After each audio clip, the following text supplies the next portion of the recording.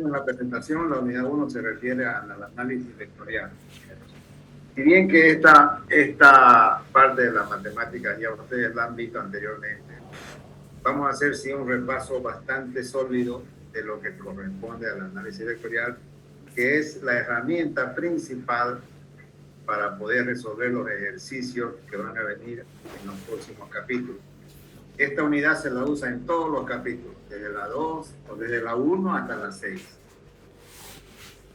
Entonces vamos a comenzar viendo lo que es física y medición. Vamos a ver magnitudes escalares y vectoriales, métodos geométricos de adición y sustracción de vectores, métodos de coordenadas para la adición y sustracción de vectores, suma, resta, producto escalar de vectores, y vamos a hacer algunos ejercicios. Entonces vamos a comenzar viendo la clasificación de las magnitudes físicas. Primero, por su origen, las magnitudes son fundamentales o son magnitudes derivadas. Por su naturaleza, son magnitudes escalares o magnitudes vectoriales. Nosotros básicamente lo que más nos va a interesar es ver la parte escalares y vectoriales.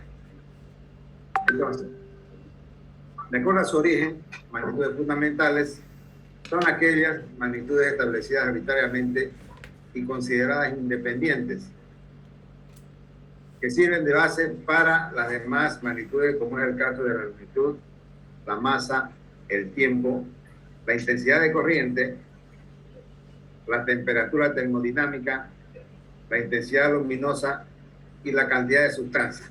Esas son, digamos, las magnitudes fundamentales que están más presentes en lo que vamos a poder estudiar. Por su origen también las magnitudes derivadas son las que derivan de las magnitudes fundamentales. Por ejemplo, la velocidad, la densidad, la superficie, el volumen, la presión y algunas otras que, digamos, son más, no tienen mucho efecto en nuestra aplicación. Y ahora, por su naturaleza, vemos las magnitudes escalares, son aquellas magnitudes físicas que para estar bien definidas solo necesitan de un número y una unidad física. O sea, basta conocer su valor, su módulo y su unidad. Por ejemplo, la masa, la densidad, el tiempo, el trabajo, el volumen, etc. Por ejemplo, 1 kilo de arroz, 1 kilo de azúcar, 30 segundos, 50 segundos, el trabajo en joule, el volumen en metros cúbicos y así por delante. Entonces, si hablamos de masa, 5 kilogramos, donde 5 es el valor o módulo y kilogramos es la unidad física. Sus características. Su valor no depende del sistema de referencia en el cual se ha medido. Se puede sumar o restar en formas aritméticas. Es así que 5 kilogramos más 6 kilogramos menos 2 kilogramos es igual a 9.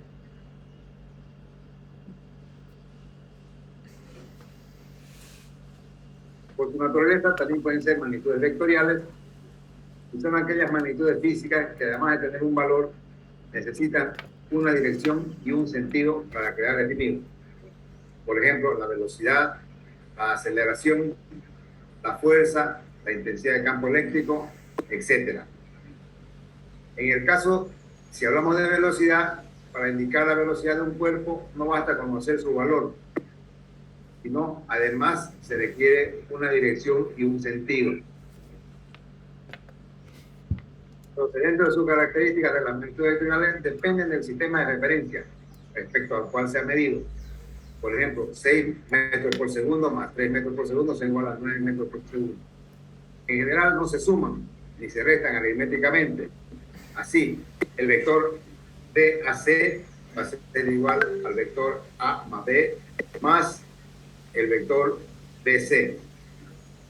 Eso quiere decir que 6 metros por segundo más 3 metros por segundo no es igual a 9 metros por segundo si hablamos en términos vectoriales.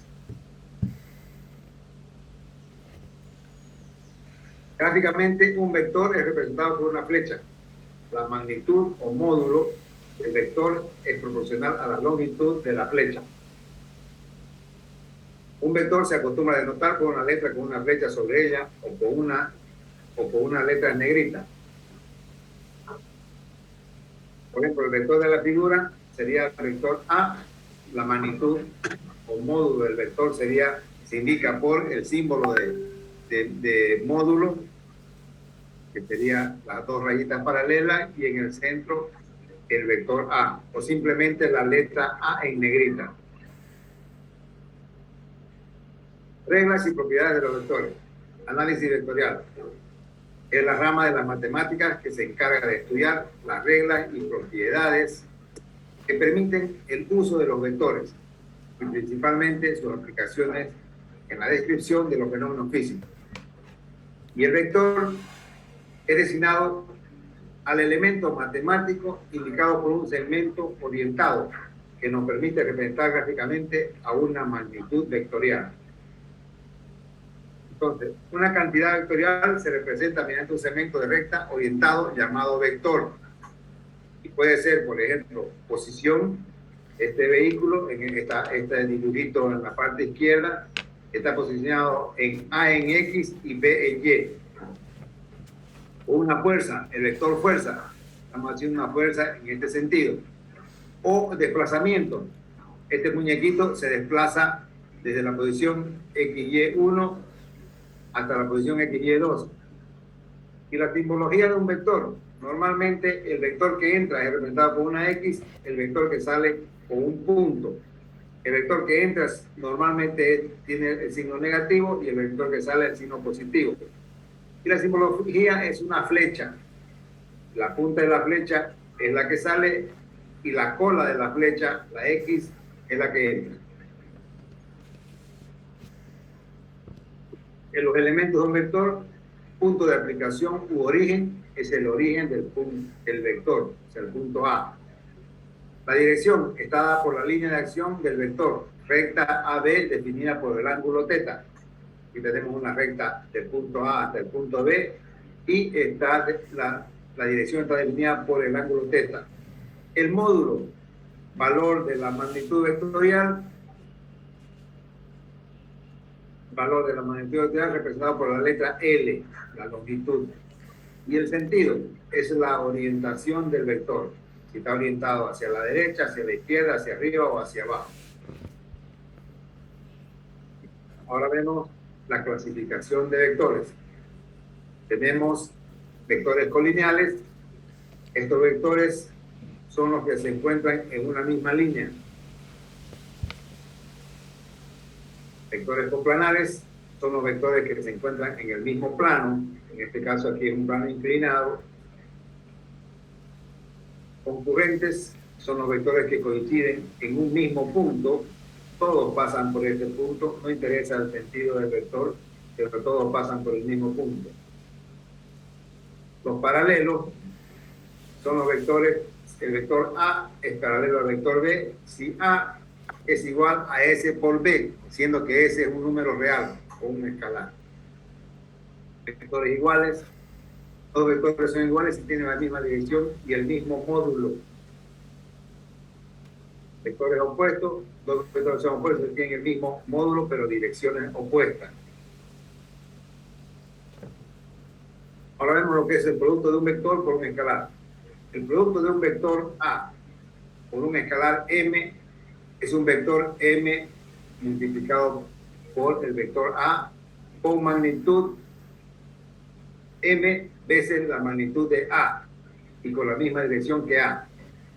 Hasta aquí tenemos, si el vector A es esta flecha roja en sentido de izquierda hacia derecha, si lo multiplicamos por 3 va a ser 3A y tendrá el mismo sentido. Pero si lo multiplicamos por menos 2A va a tener la dirección opuesta, pero va a tener la misma magnitud multiplicado por 2. Ahora vamos a ver las reglas al multiplicar o dividir un vector por un escalar.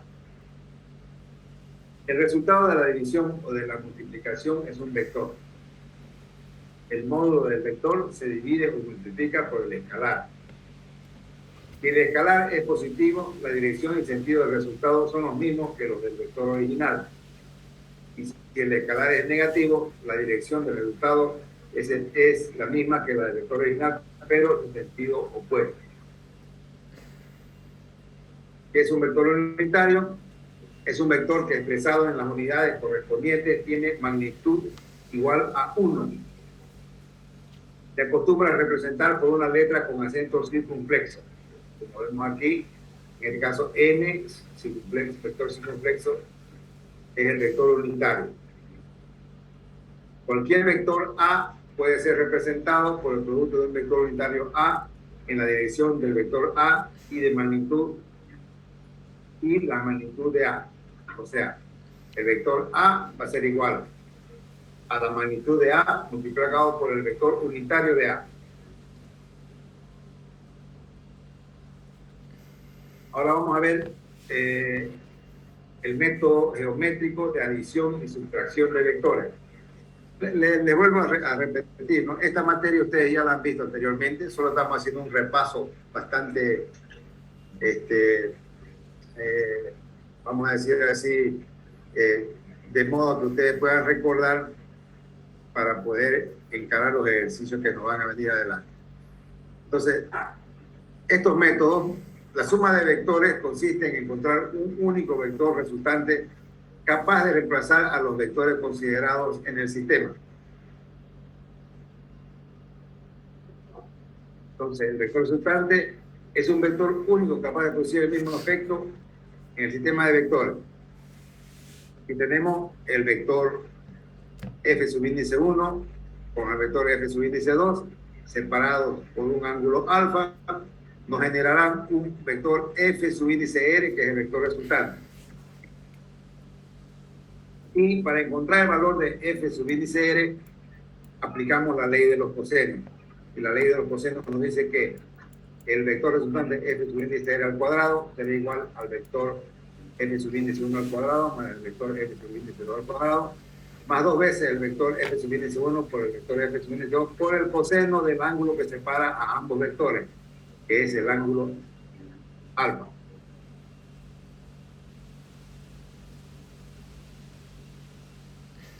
Para la suma de vectores, nos dice que sean A y B dos vectores. Se forma un tercer vector construyendo un triángulo con vector A y vector B, formando dos lados del triángulo B a continuación de A. Entonces tenemos el vector A con el triángulo B y con la línea verde hacemos el triángulo que es el resultante de A más B. El vector que va desde el origen de A hasta el extremo de B es definido como el vector suma A más B. Aquí tenemos el vector suma A más B será igual a el resultado. Diferencia de vectores. Dados los vectores A y B, se pide hallar el vector C, que será igual a A menos B. Tenemos a A en rojo, B traseado en azul. El vector sustracción es un caso especial de suma de vectores. Para calcular A menos B se hace A más menos B. Y se continúa con el procedimiento estándar de suma de vectores.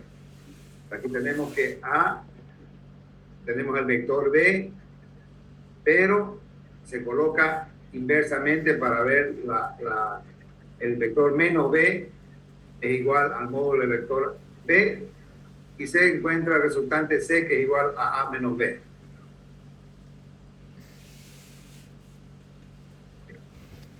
En el caso que es la forma de la suma de vectores, en el paralelogramo también nos tiene que dar el mismo resultado. Tenemos dos vectores A y B. Trazamos la paralela de A, trazamos la paralela de B y tenemos la resultante que será igual vector S. Paso a paso, por el vértice del vector B se traza una línea con la dirección del vector A, por el vértice del vector A se traza una línea con la dirección del vector B, Luego se traza la diagonal del paralelogramo o paralelogramo, dependiendo cómo lo quieran pronunciar.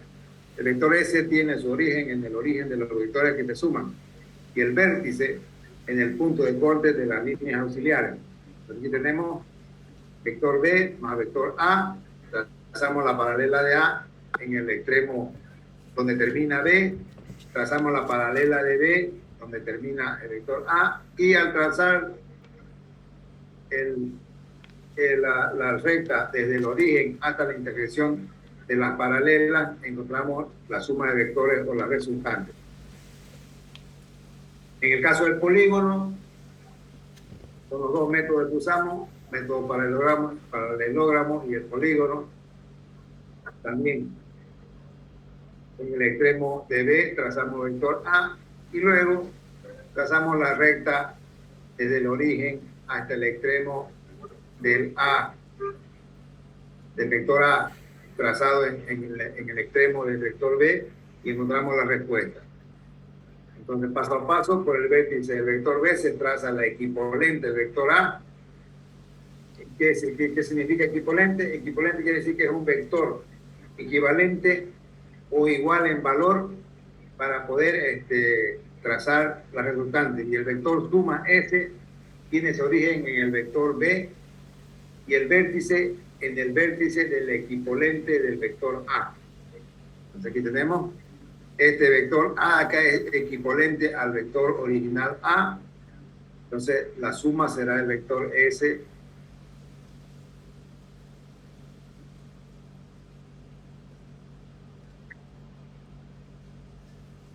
Aquí tenemos, para el caso del polígono de vectores, podemos trazar desde el extremo de B el equipolente de A, o desde el extremo de A el equipolente de B. Igual encontramos la resultante va a ser la misma, el vector suma va a ser el mismo para el caso de suma de vectores. Y esta suma de vectores cumple la propiedad conmutativa. A más B va a ser igual a B más A. En el caso del polígono, tenemos dos vectores A y B. Tenemos un tercer vector C. Trazamos el equipolente de A en el extremo de B. Trazamos el equipolente de C en el extremo del equipolente de A. Y la resultante o la suma será desde el origen hasta el extremo del equipolente en C. Será el vector SABC, en el caso del polígono de vectores. Pero también se puede aplicar parcialmente. Se puede hacer la suma de A más B, nos va a dar el vector S de AB, y después hacemos la suma de SAB más la suma con el vector C, y vamos a tener el vector SABC. La propiedad cumple la propiedad asociativa, quiere decir que A más B más C va a ser igual parcialmente a A más B y su resultado más C. La propiedad asociativa.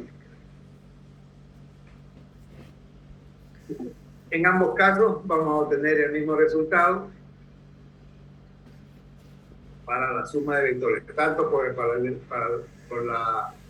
método del paralelogramo o por el polígono. La comparación de los resultados se muestra que la suma de vectores A y B, aplicando la regla del paralelogramo o el método del polígono de vectores, y los trazados se sobreponen. Ahora la suma de vectores por el método de componentes rectangulares. Ya entramos a utilizar componentes, o sea, dos dimensiones, componentes rectangulares, ejes X y Y. Cualquier vector puede siempre considerarse como la suma de dos o más vectores, siendo el número de posibilidades infinito. A cualquier conjunto de vectores que al sumarse den un vector se le llama los componentes de vector A, o un vector cualquier nombre. En nuestro caso, para facilitar nuestro trabajo, solo nos interesa buscar dos componentes de cada vector. Tenemos nuestros ejes X y Y, Entonces tenemos la componente en Y y la componente en X. Eso nos va a dar, con un ángulo beta, nos va a dar el resultante, el vector A tiene su componente en Y y la componente en X con un ángulo beta con relación al eje X.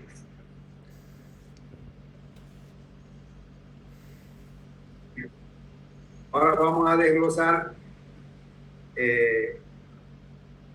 cada vector con sus correspondientes componentes en X y en Y. La resultante también tendrá su componente en X y en Y. Será el vector suma o vector resultante E.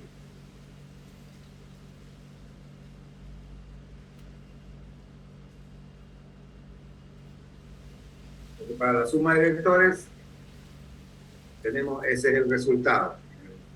Paso a paso, se dice, podemos decir que se proyecta el vector A sobre el eje X y se obtiene la componente A subíndice X. Se proyecta el vector A sobre el eje Y, se obtiene la componente en Y. Se proyecta el vector B sobre el eje X, se obtiene la componente en X. Se proyecta el vector B sobre el eje Y y se obtiene la componente B subíndice Y. Se suman las componentes AX más BX y se obtiene la resultante SX. Se suman las componentes AY más BY y se obtiene la componente en Y. Luego se suman las componentes S subíndice X y S subíndice Y y se obtiene el vector S, el vector suma.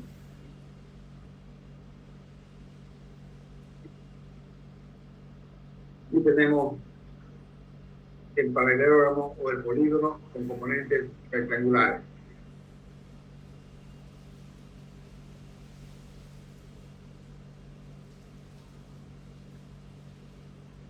En la comparación de resultados se muestra la suma de los vectores A y B aplicando tanto las reglas del paralelogramo como las reglas del polígono con vectores y también el de componentes rectangulares.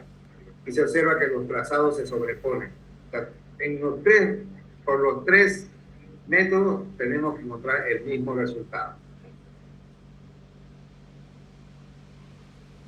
Continuando con los ejes coordenados, vectores en coordenadas cartesianas o rectangulares. Les hago una aclaración, porque muchos sabrán, pero algunos se equivocan. Varias veces me preguntan si hay alguna diferencia entre coordenadas cartesianas y coordenadas rectangulares. Son lo mismo, para que no se confundan, no se equivoquen. Es el mismo sistema de referencia. Este sistema de referencia es un conjunto de convenciones usadas para un observador para poder medir la posición y otras magnitudes físicas de un sistema físico y de mecánica. Es solamente como aplicación. Entonces, ¿cómo informarle a otra persona la posición de un punto en una hoja? Vamos a considerar una hoja milimetrada donde tenemos el eje X y el eje Y, el sistema coordenado, y tenemos estos tres puntos.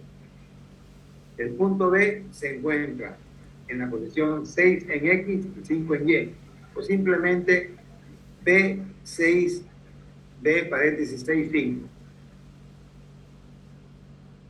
En coordenadas cartesianas o rectangulares, son lo mismo.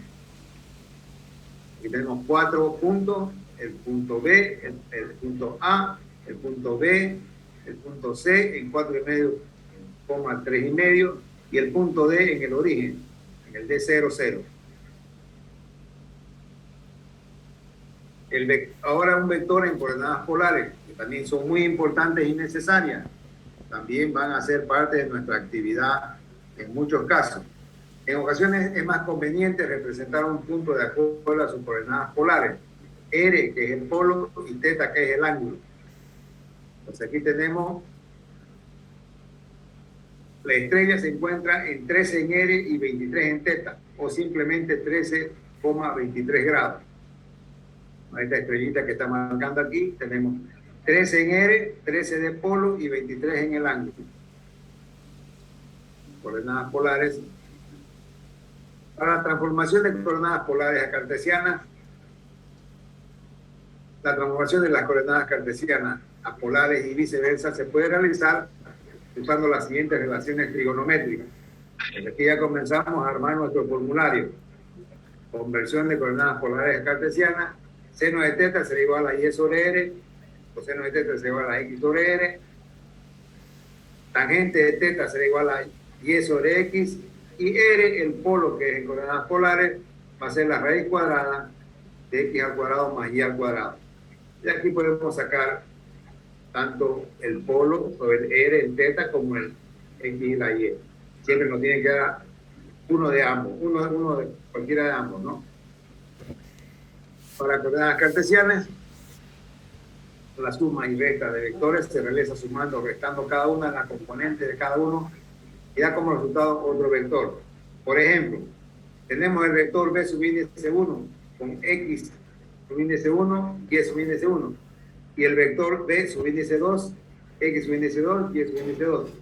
Para encontrar la suma de los vectores b subíndice 1 con b subíndice 2, vamos a sumar las componentes, o sea, los subíndices 1 más los subíndices 2. ¿Qué quiere decir esto? Que va a ser x subíndice 1 más x subíndice 2, coma, y subíndice 1 más y subíndice 2. En el caso de resta, va a ser x subíndice 1 menos x subíndice 2, coma, y subíndice 1 menos y subíndice 2. Esto se aprecia mejor haciendo ejercicio. Suma de vectores en 2 dimensiones. Encontrar el resultante de 3n a 40 grados y 40n a 150 grados. Lo primero que haremos, o sea, n es nomás un valor referencial, es por decir una dimensión. Lo primero que haremos será dibujar el sistema para facilitar el problema. Entonces, se dibuja 30n a 40 grados, perdón, y 40n a 150 grados. Esto nos va a dar una resultante que va a ser de la siguiente manera.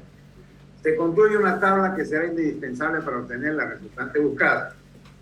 La tablita tenemos los vectores al lado izquierdo y en la horizontal las componentes en x y en y.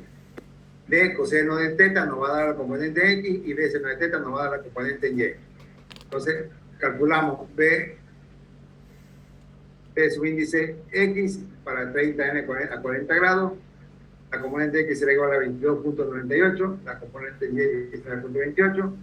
Para el otro punto, 40n a 150 grados nos va a dar menos 34.74 en x y 20 en y. Sumamos matemáticamente ambos valores y tenemos menos 11.66 y 39.28 en y. Estas son las coordenadas de los vectores originarios, ¿no? Tenemos la coordenada. Y estas son los puntos necesarios para encontrar la magnitud del vector resultante. Con este menos 11.66 y 39.28 encontramos el vector resultante. Con los datos anteriores, B subíndice x, B en x igual a menos 11.66 y B en y igual a 39.28, encontraremos la magnitud del vector apoyándonos con la fórmula de Pitágoras. Entonces tenemos que la resultante será igual a la componente en x al cuadrado más la componente en y al cuadrado, su raíz cuadrada de la suma. Sustituimos los valores y vamos a encontrar que la resultante será igual a 40.95. ¿No? Entonces, componente en x, componente en y, al cuadrado ambas se suma, se obtiene el valor 1677.47, encontramos la raíz cuadrada, va a ser igual a 40.95. Entonces, este R es la magnitud de nuestro vector resultante. Para encontrar la dirección, como ya hemos encontrado los valores de los componentes en X y en Y, así como el valor de la resultante R, ahora solo nos falta hallar el valor del ángulo beta para que el vector resultante quede perfectamente definido. Entonces tenemos que la fórmula de Pitágoras, tangente de beta va a ser igual a la componente en Y sobre la componente en X. Entonces, el ángulo beta será igual a la arco tangente de la componente Y sobre la componente en X de la resultante, y este valor será igual a 106.53 grados. Y ahora podemos ya completar nuestro gráfico y tenemos que el valor de beta va a ser igual a 106.53 y el valor de la resultante R, como vimos anteriormente, será igual a 40.95. Entonces, aquí le faltó R igual a 40.95. Bueno, en el caso tridimensional, cuando usamos ya las componentes X, Y, Z, el vector F va a tener componente la componente en X en dirección Y, la componente en Y en dirección J y la componente Z en dirección K. La componente en X va a ser igual a F por seno de teta coseno de phi. La componente en Y del vector va a ser el módulo del vector por el seno de teta por el seno de phi. La componente Z va a ser el módulo del vector por el coseno de teta. ¿Qué son estos ángulos? Alfa, teta y phi. Teta es el ángulo que hay entre el eje Z y el módulo del vector. Y phi va a ser el ángulo entre la componente X y hasta donde llega el módulo del vector.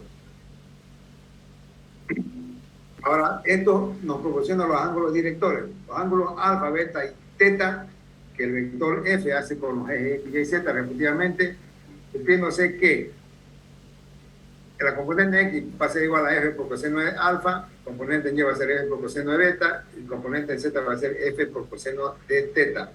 Como le dicen, en este caso alfa va a ser la componente en X por el ángulo alfa es hasta la posición del vector F. Esta va a ser de la componente Z hasta el vector F y beta va a ser de la componente Y hasta el vector beta. Eso se lo puede apreciar más claramente y donde que los dichos ángulos cumplen con la siguiente propiedad: coseno al cuadrado de alfa más coseno al cuadrado de beta más coseno al cuadrado de teta siempre será igual a 1 en el caso de 3 dimensiones.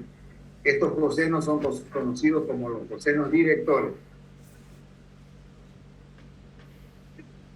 Otra herramienta muy importante y muy utilizada, va a ser muy utilizada por nosotros, es la multiplicación de vectores.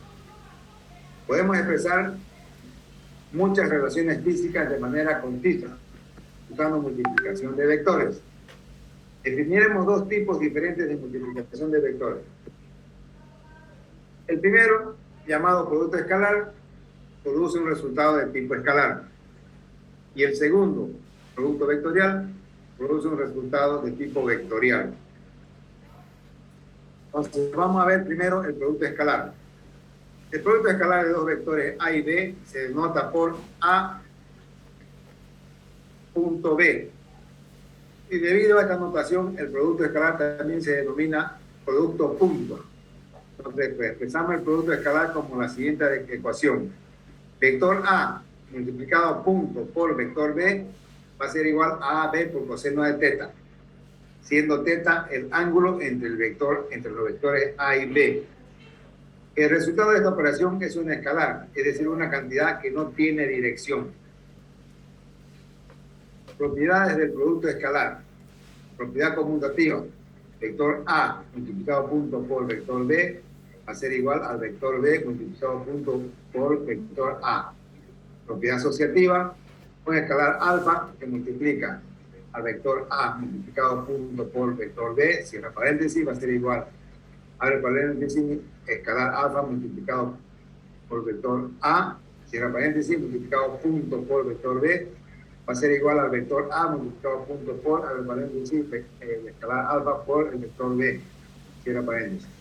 Y la propiedad distributiva, vector A multiplicado punto por, abre paréntesis, vector A más vector C, va a ser igual al vector A multiplicado punto por el vector B, más vector A multiplicado punto por vector C.